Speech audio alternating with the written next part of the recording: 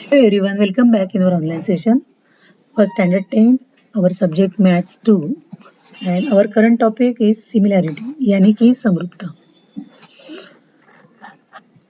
आज हम हमारे सेशन में देखने जा रहे हैं समरूप त्रिभुजों के क्षेत्रफल का प्रमेय, जो हमारा इस पार्ट का लास्ट पॉइंट है।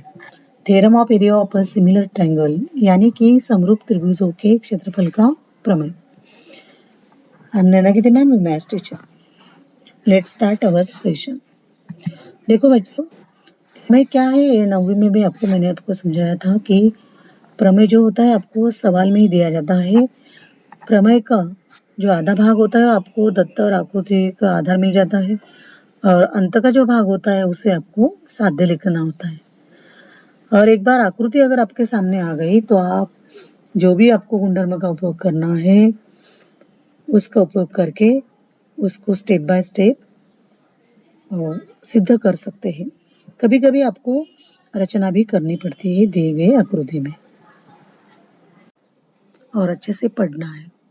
क्या है प्रमेय? देखो, दो समरूप त्रिभुजों के क्षेत्रफल का अनुपात, दो समरूप त्रिभुजों के क्षेत्रफल का अनुपात उनकी संगत भुजाओं के वर्ग के अनुपात के बराबर होता है। एक बार मैं वापस दोहरा रही हूँ, दो समरूप त्रिभुजों के क्षेत्रफल का अनुपात यानी कि यदि कोई दो त्रिभुज है समरूप है वो, उनके क्षेत्रफल का अगर हम अनुपात ले रहे हैं तो वह अनुपात उनकी संगत भुजाओं के वर्गों के अनुपात के बराबर होता है।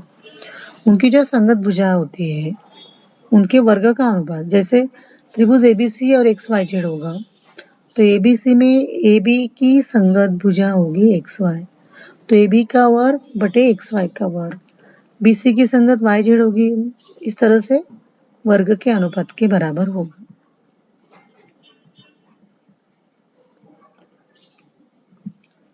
तो अभी हमें क्या दिया है उसके आधार से पहले हम आकृति बना लेते हैं। यहाँ पे मैंने ऑलरेडी प्रमेय लिख कर रखा है, मैं एक स्टेप बाय स्टेप आपको समझाती हूँ। बराबर, यहाँ पे साइन रहेगा था, छूट गया था।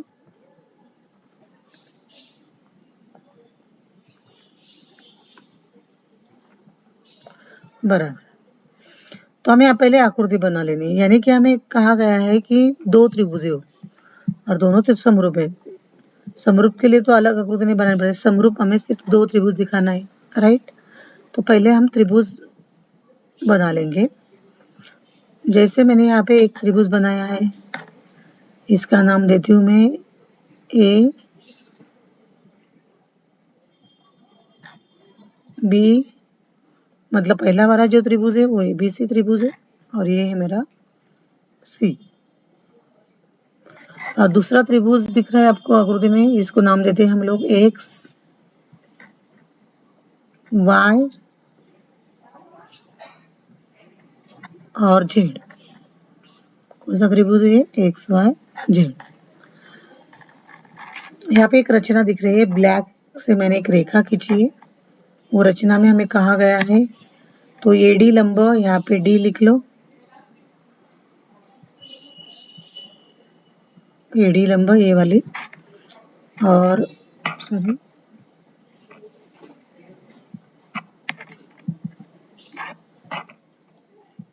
और दूसरी जो है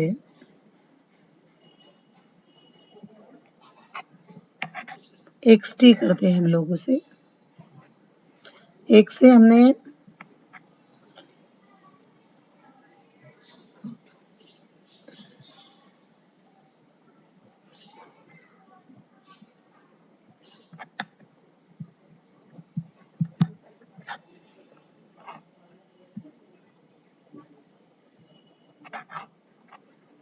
ये जो है एक्स वाई जेड, यहाँ पे वाई था, ऊपर लिख रही हूँ मैं, जगह नहीं है, वाई, ये जो पॉइंट है वाई है और यहाँ पे कर रही हूँ मैं टी। मतलब यहाँ पे जो टी पॉइंट है आप इधर लिखिए ऐसा, ये हो गया टी। जगह ना होने के कारण मैं ऊपर लिख रही हूँ, आप मत ऊपर लिखिए आकृति के अंदर। ठीक है। तो XT एक लंब YZ पे खींच लिया है, YZ भुजा पर, और AD एक लंब BC भुजा पर लिख लिया। ये रचना है, वो बाद में लिखना था लेकिन मैंने पहले ही आपको समझा दी। AD लंब BC और XT लंब YZ भुजा YZ। तभी हमें दत्त लिखना है। दत्त यानी कि दिया हुआ। क्या दिया है? सिंपल दिया है हमें सिर्फ 2 समरूप त्रिभुज। इसलिए हम यहाँ पे लिखेंगे जो हमारे त्रिभुज के नाम है, त्रिभुज ABC समरूप त्रिभुज XYZ। ABC समरूप त्रिभुज XYZ। अभी हमें साध्य क्या करना है? जो लास्ट का पार्ट होता है प्रमेय का, उनकी संगत भुजाओं के वर्ग के अनुपात। हमें भुजाओं के वर्ग के अनुपात दिखाना है, क्षेत्रफल के अनुपात के बराबर। इसलिए हम साध्य में लिखेंगे एरिया ऑफ त्रिभुज ABC यानी कि ABC का क्षेत्रफल बटे एरिया ऑफ त्रिभुज XYZ, दोनों क्षेत्रफल का अनुपात बराबर AB का वर्ग बटे XY का वर्ग या BC का वर्ग बटे YZ का वर्ग बराबर AC का वर्ग बटे XZ का वर्ग। ओके। AB की संगत भुजा XY, BC की संगत भुजा YZ और AC की संगत भुजा XZ।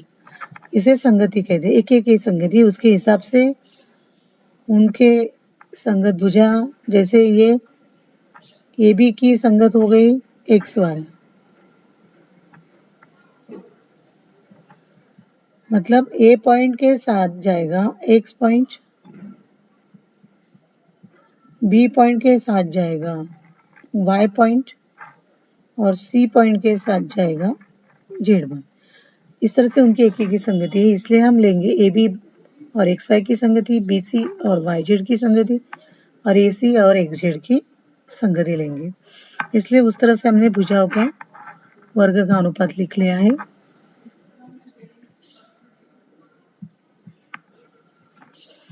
रचना जो मैंने पहले आपको एक्सप्लेन की कि एक AD लंब खींचना है भुजा BC पर, XT लंब खींचना है भुजा YZ पर। अभी हम उपपत्ति शुरू करेंगे। आपको इस पार्ट में सबसे पहले जो हमने पॉइंट लिया था, 2 त्रिभुज क्षेत्रफल का अनुपात के संदर्भ में, उसका आधार यहाँ पे हमें लेना है। ओके। तो यहाँ पे मैंने लिखा है 2 त्रिभुजों के क्षेत्रफल का अनुपात उनके संगत आधार और ऊंचाई के गुणनफल के अनुपात के बराबर होता है। वही मैं लूंगी। त्रिभुज ABC का क्षेत्रफल एरिया ऑफ त्रिभुज ABC अपॉन एरिया ऑफ त्रिभुज XYZ, मतलब एरिया ऑफ त्रिभुज ABC और एरिया ऑफ त्रिभुज XYZ का अनुपात बराबर ABC का आधार क्या है? BC और ऊंचाई क्या है? AD। BC गुणा में AD, XYZ में YZ आधार है और XT लंबाई है, ऊंचाई, बटे YZ गुणा XT। मैं इसको अलग अलग करके लिख रही हूँ यहाँ पे। एरिया ऑफ त्रिभुज ABC, एरिया ऑफ त्रिभुज ABC अपॉन एरिया ऑफ त्रिभुज XYZ, इन दोनों का अनुपात जो है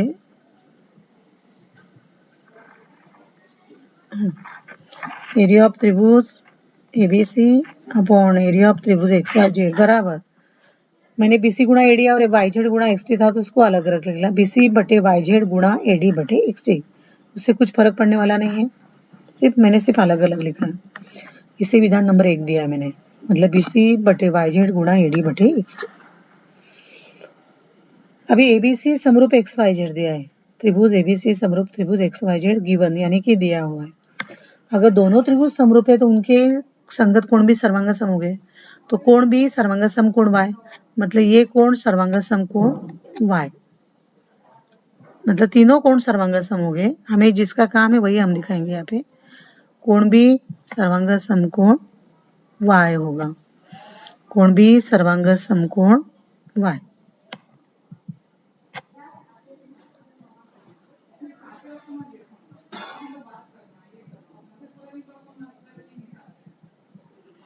बी सर्वांग समकोण Y। ओके। तो उनके संगत भुजाओं का अनुपात भी समान होगा। जब कोई 2 त्रिभुज समरूप होते हैं तो उनके संगत भुजाओं का अनुपात समान होता है। तो AB बटे XY बराबर BC बटे YZ बराबर AC बटे XZ। मैंने उनके संगत भुजाओं का अनुपात भी लिख लिया जो समान है समरूप होने के कारण। उसे विधान नंबर 3 दिया, कोण भी सर्वांग समकोण Y को 2 दिया मैंने। अभी त्रिभुज ABD और XYT की बात करते हैं। त्रिभुज ABD मतलब ये वाला त्रिभुज दिख रहा है ना आपको, मैं हाइलाइटर से आपको दर्शाती हूँ। ABD ये वाला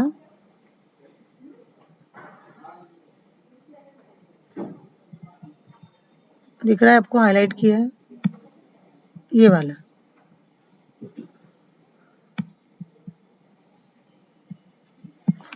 तो ये त्रिभुज और इस तरह से यहाँ पे XYT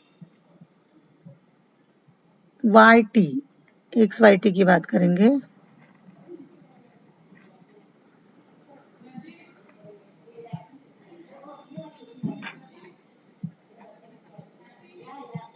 XYT की बात करेंगे।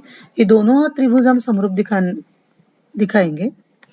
त्रिभुज ABD एंड त्रिभुज XYT में B और Y कोण सर्वांग सम है। उसके साथ ABD में D कोण लंब है 90 अंश का। D कोण क्या है? लंब है, यानी कि 90 अंश है। यहाँ पे दिख रहा है आपको, ये लंब है।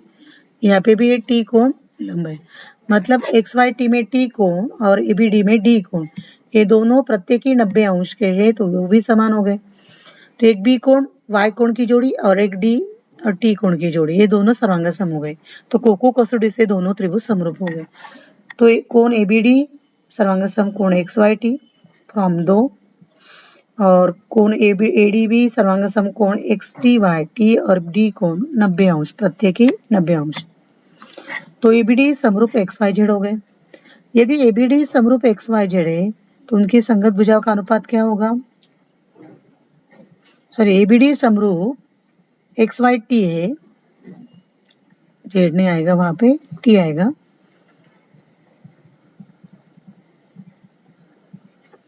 XYT, ये दोनों त्रिभुज समरूप हो गए क्योंकि कोको कसौटी से। ABD समरूप XYT, तो उनके संगत भुजा का अनुपात लेंगे। AB की संगत भुजा XY, AB बटे XY बराबर AD की संगत भुजा XT, AD बटे XT। इसे विधान नंबर 4 देंगे। मतलब AB बटे XY बराबर AD बटे XT है, यानी कि AD बटे XT बराबर AB बटे XY है। लेकिन AB बटे XY बराबर BC बटे YZ है, AC बटे XZ है, मतलब तीनों समान है। तो BC बटे YZ बराबर AD बटे XT भी होगा, राइट। BC बटे YZ बराबर AD बटे XT भी होगा, या BD। तो इसे विधान नंबर 4 दिया मैंने। 3 और 4 से AB बटे XY बराबर BC बटे YZ बराबर AD बटे XT। मैंने इन दोनों का मान यही है, इसलिए ये भी मान यहाँ पे रखा AD बटे XT, यानी कि BC बटे YZ बराबर AD बटे XT है। हमारा विधान एक क्या है? BC बटे YZ गुणा AD बटे XT है, विधान 1। ओके, BC बटे YZ गुणा AD बटे XT, BC बटे YZ बराबर AD बटे XT है। मतलब AD बटे XT बराबर BC बटे YZ लिख सकते हैं, या BC बटे YZ बराबर AD, लेकिन हमें BC और YZ का काम है, तो हम AD बटे XT की जगह BC बटे YZ डालेंगे विधान नंबर 1 में। तो एरिया ऑफ त्रिभुज ABC अपॉन एरिया ऑफ त्रिभुज XYZ बराबर BC बटे YZ गुणा BC बटे YZ, BC बटे YZ। समझ आ रहा है? यहाँ पे गुणा करो,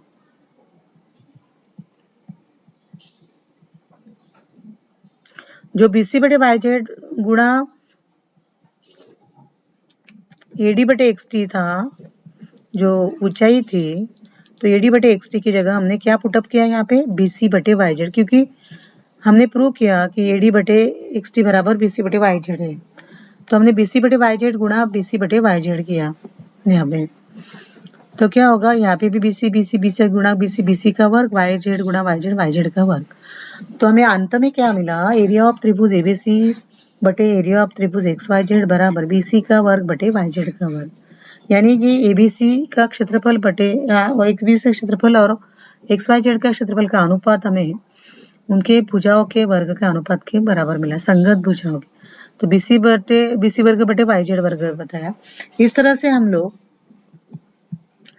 AB वर्ग बटे XY वर्ग कर सकते हैं, AC वर्ग बटे XZ वर्ग भी प्रूव कर सकते हैं।